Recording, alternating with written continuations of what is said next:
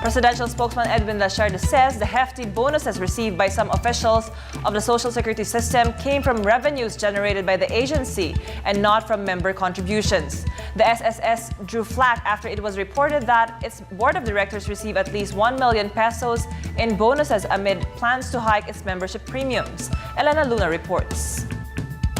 Malacanang maintained the legality of the incentives given to Social Security System employees and board members. Presidential spokesperson Edwin Lasharda says these came from the income of SSS contributions of its members.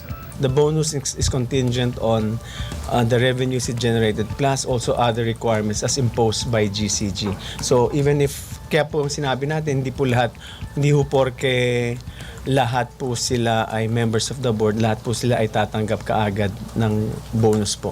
Meron pong mga requirements na inimpose ang ating GCG.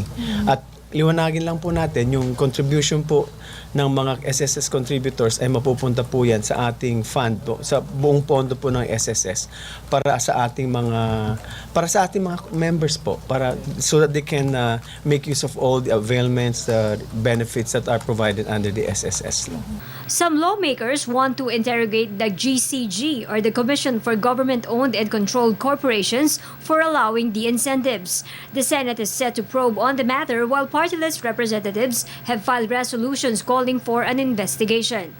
Lawmakers are questioning the timing of the bonus, considering the scheduled hike of SSS contribution from 10.4% to 11%.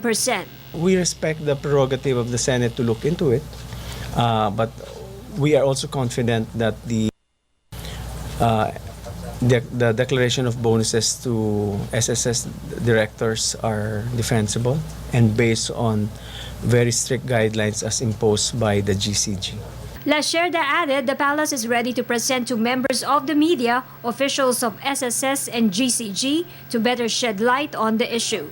For the People's Television, Elena Luna.